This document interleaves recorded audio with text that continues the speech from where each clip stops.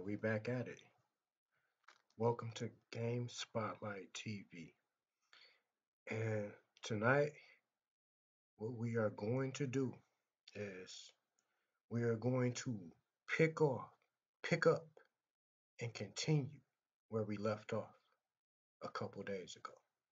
Now, originally, this video was supposed to be my top 10 picks out of all the characters from MK1 all the way to MKXL that I would like to see featured in Mortal Kombat 11. Now, a couple days ago, I gave you 5 of my top picks for MK11. So we are going to continue today where we left off. Now, we spoke. Now, to make this perfectly plain and clear, when I say that this is my top 10 list of characters that I want to see in Mortal Kombat 11, I'm not talking about MK's original roster. I'm not talking about Scorpion, Sub-Zero, Liu Kang, Kano, Sonya Blade, Raiden, or Johnny Cage. Because these characters were the foundation. These characters were the founding fathers and sisters for Sonya Blade before they implemented Katana and Melina. These characters were the characters who were at the forefront of Mortal Kombat. So I'm just talking about like all characters who were released prior to MK1. Now, I would say this, and this, if you ask around in the Mortal Kombat community, I would have to say that over 75% of people who are knowledgeable about Mortal Kombat would agree with me when I say Noob Saibot has to be in MK11. Now, Noob Saibot debuted as an unplayable hidden character in Mortal Kombat 2, in which he was a black silhouette of the game's other male ninjas, and made his first selectable appearance in the console versions of Ultimate Mortal Kombat 3. His name consists of the surnames of Mortal Kombat creators Ed Boon and John Torbis, spelled backwards. He initially had no backstory aside from being established as a demon of the Netherrealm worshipping a fallen elder god in UMK3, until Mortal Kombat Deception established him as the original Sub-Zero, who had been killed by his nemesis, Scorpion, during the events of the first Mortal Kombat, and then resurrected as a character in the game before being given his own unique moveset and appearance. The character has featured in other Mortal Kombat media, such as the 1998 television series Mortal Kombat Conquest, and some official series merchandise. general and critical reception has been mainly positive, particularly in regard to his fatality finishing move. Now, Noob Saibot, the last MK that he appeared in was Mortal Kombat 9. And I will say this, Noob Saibot was a beast, and especially with the variation system that was implemented in MKX, Noob Saibot, if he makes a comeback in Mortal Kombat 11, he will be a overpowered character.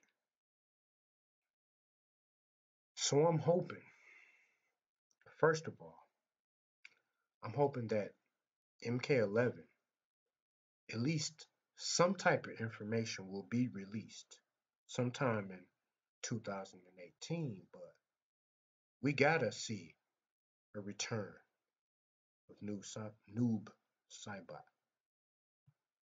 Let's move on. Now, Smoke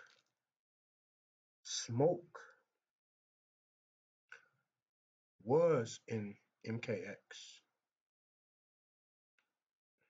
but okay, see in MKXL, you had a character called Triborg, and that consisted of Cyber Smoke, Cyber Cyrax, and Cyber Sub Zero.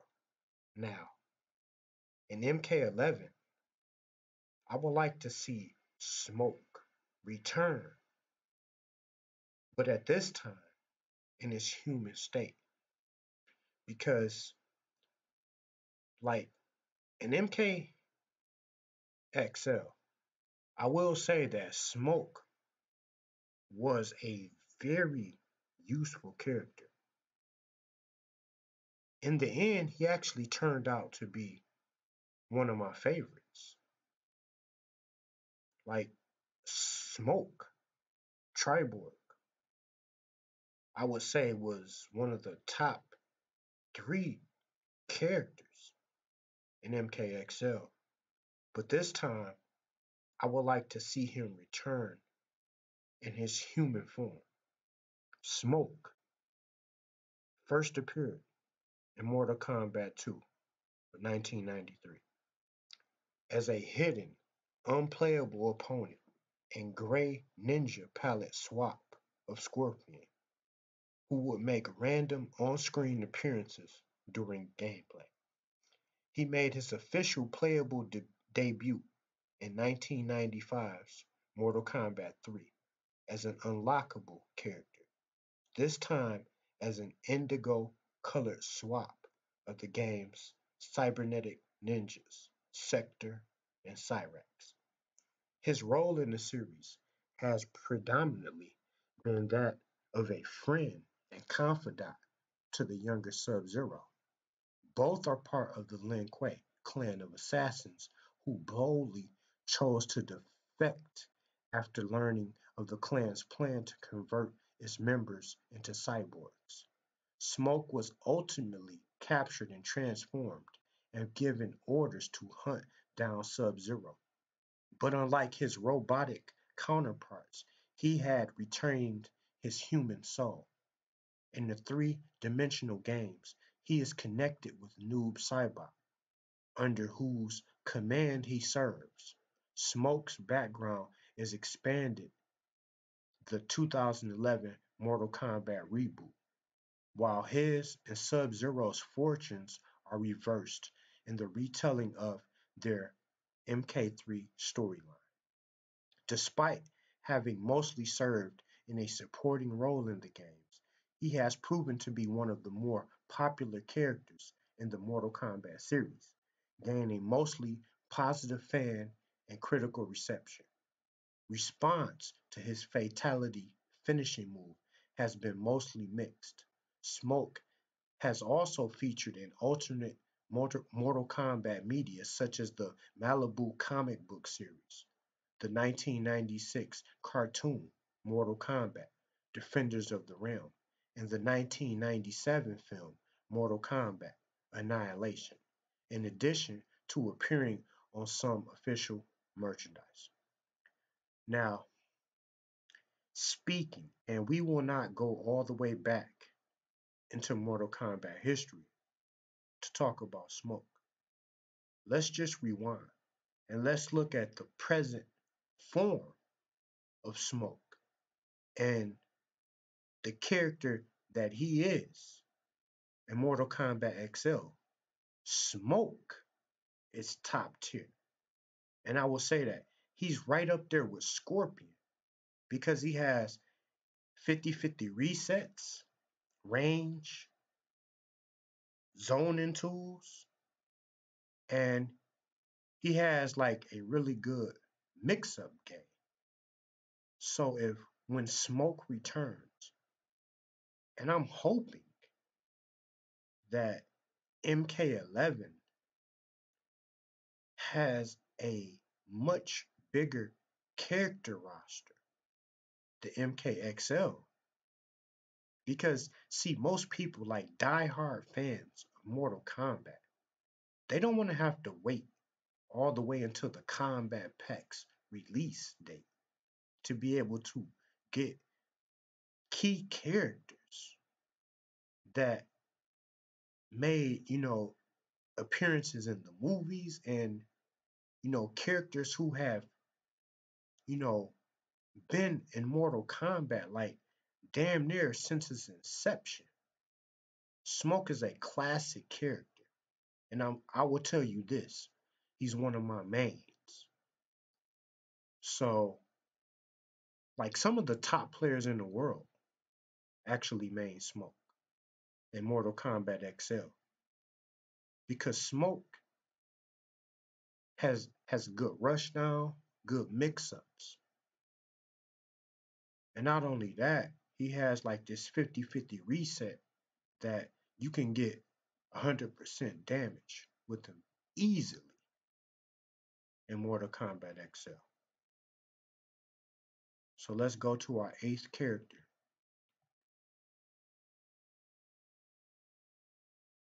Now we've talked so far. Let's backtrack. We've talked about Smoke. We've talked about Night Wolf. We talked about Cabal, Noob Saibot. Let's take a look. And a couple other different characters that I definitely want to see in MK11. But now let's go to our eighth pick. Let's look through the list. Let's go to our eighth pick. Oh, yeah, we talked about Frost. Okay, give me a second. Let's get this going. Okay.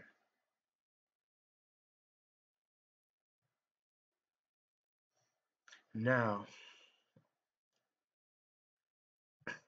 I think for my last two, and I'm not gonna, go deep and, talk about, characters like Scarlet or characters like Shiva, although, see, I'm hoping that MK11 will be an anniversary edition, whenever it comes out, to the point to where like the roster will be like 3 to 4 times the size of the roster MK, XL.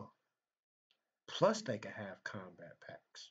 Now just imagine Mortal Kombat 11 with all of the characters that ever made any type of appearance from MK1 all the way to MKXL. Imagine a video game, a fighting video game that is that diverse to the point to where we have all characters that ever made an appearance with a three variation system. because like I said in my previous video, like I really am a big fan because it brought a lot more diversity, to each character, with the variation system because it basically, turned each character into, a 3-in-1 type of deal.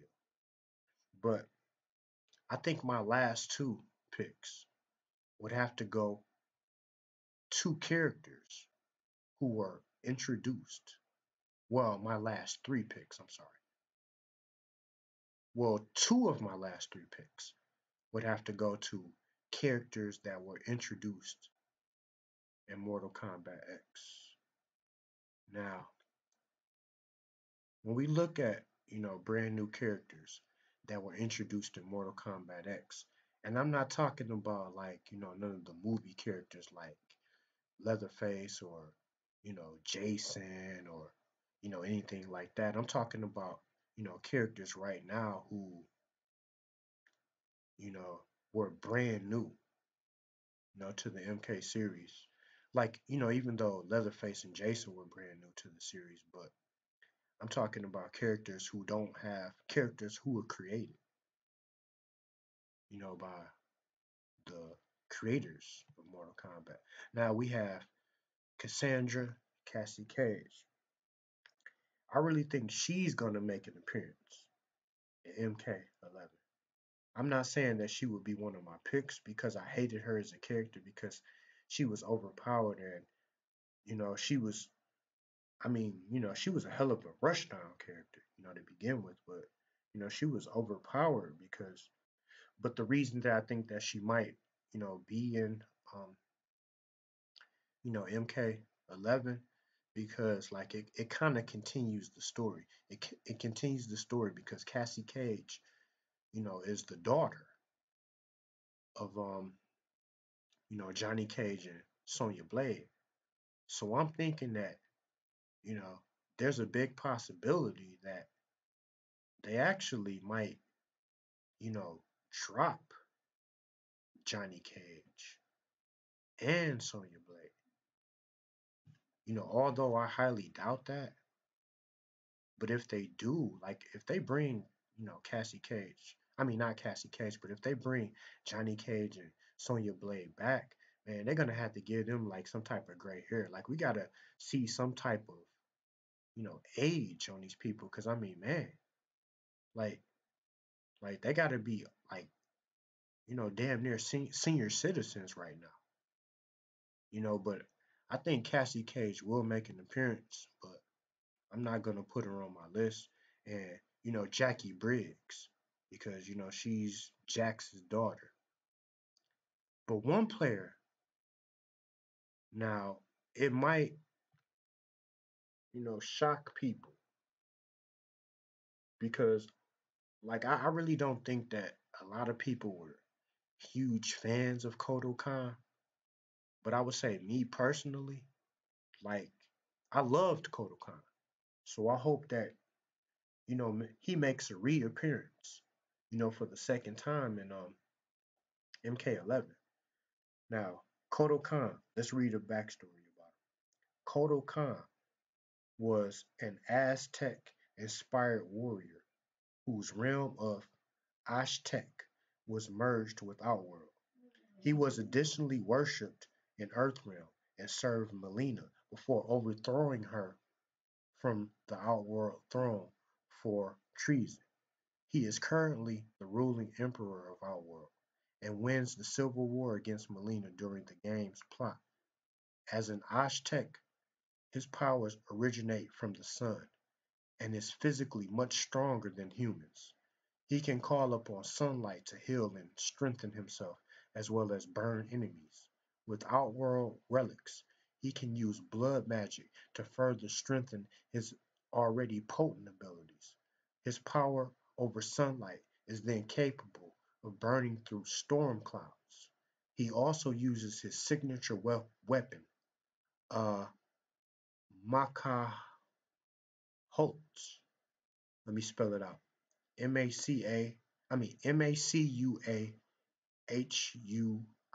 Macuahtl. in his War God variation.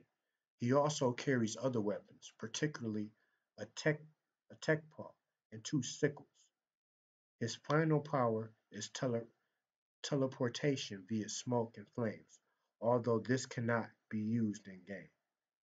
In Mortal Kombat X, he is first revealed as having led Reptile and Devore in a revolt against Melina.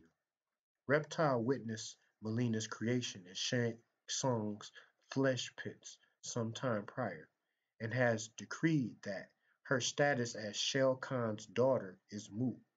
After a battle, Melina is forced into hiding. Ermac joins Kotal Khan, and Baraka is killed by Devore. By the present time of the game's events, the civil war in Outworld has reached its peak, with Outworld refugees migrating to Earthrealm. Cassie Cage's team is sent to assist Kotal Khan and inform him of local events, particularly the disappearance of Shinnok's amulet and its possession in the hands of Melina. Throughout the first half of the game, he and Cassie's team force Melina's group into hiding and then execute Melina, ending the Civil War. However, after securing Shinnok's amulet, Kotal Khan immediately betrays the Earthrealmers, imprisoning them and allowing Devore to bring the amulet to an unspecified location for safekeeping.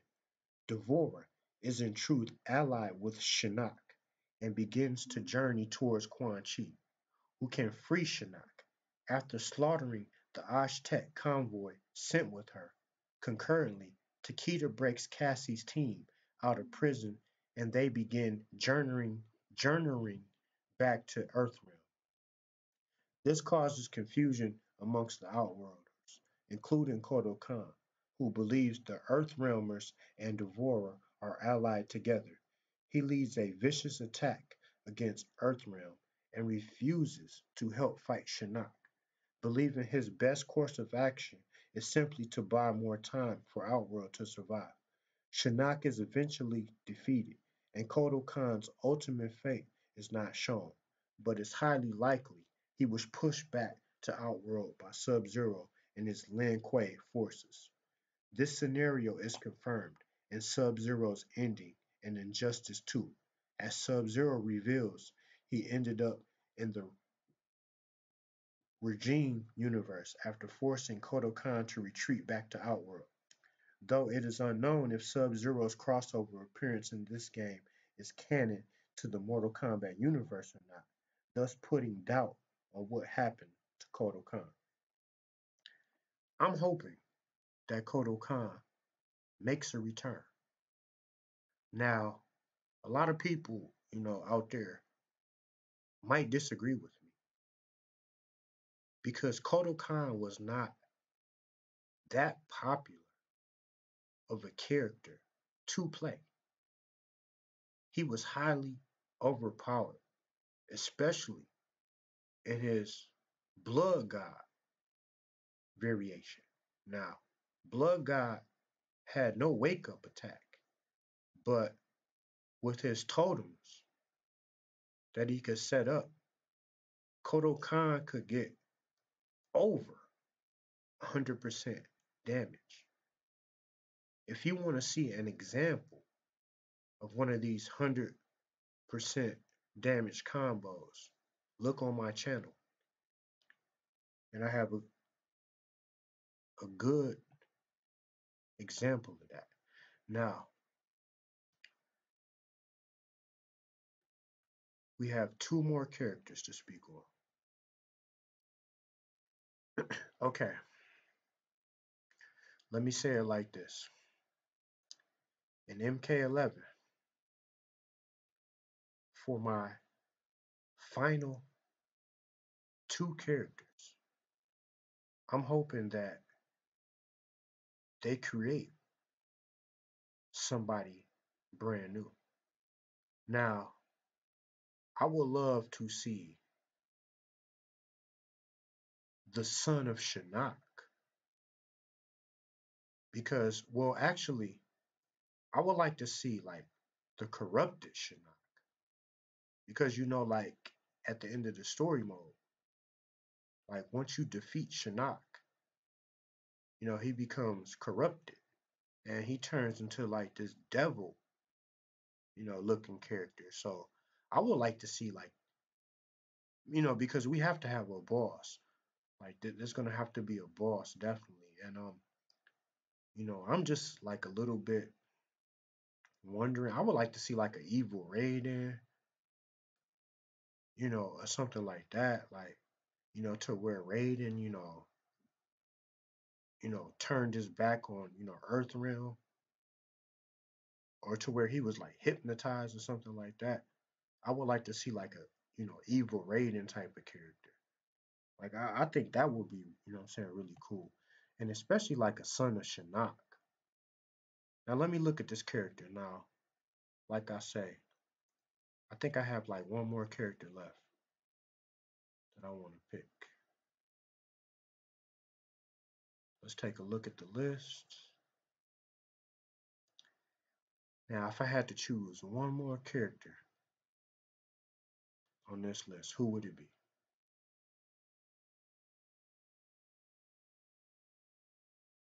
Just give me a second. Okay. Rico, Meek, Kai, Jarek, Serena, Fujin. Now,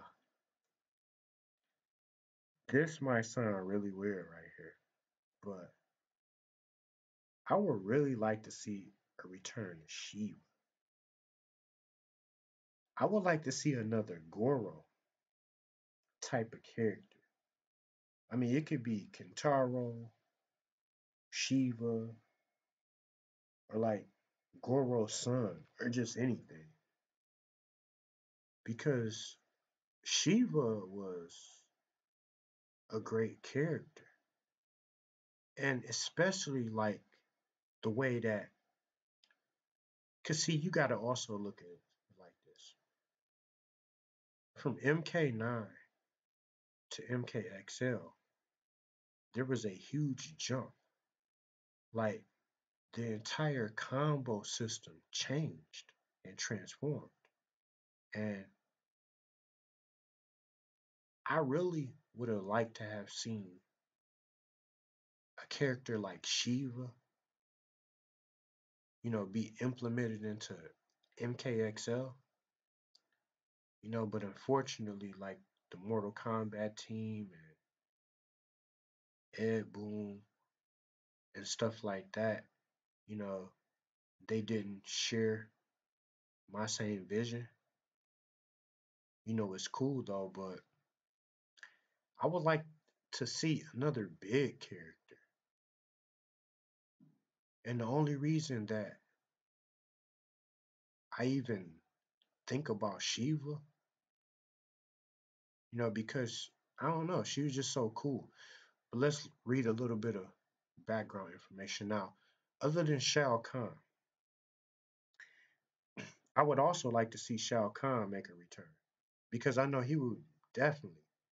Now, I would take Shao Kahn over Kodo Khan like any day.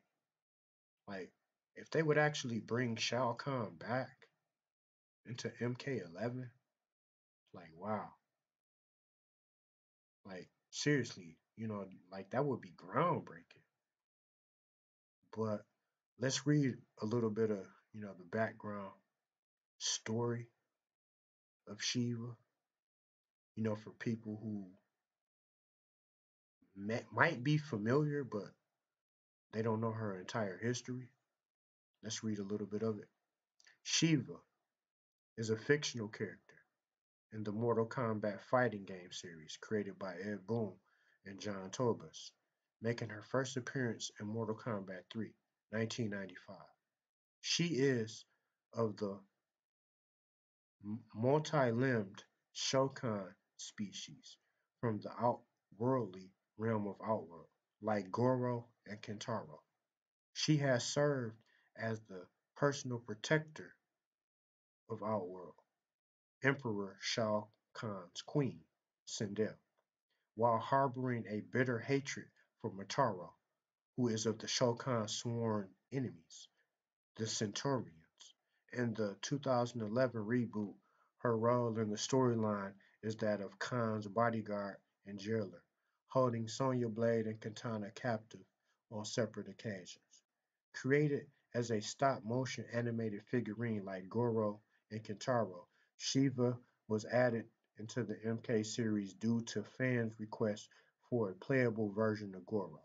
However, out of all the characters from the first generation of games, he has featured the least in the overall series, continually to date, only appearing as a playable in two additional titles after MK3 and its upgrades, Ultimate Mortal Kombat 3 and Mortal Kombat Trilogy, in addition to small roles in alternative Mortal Kombat related media while appearing on no official merchandise.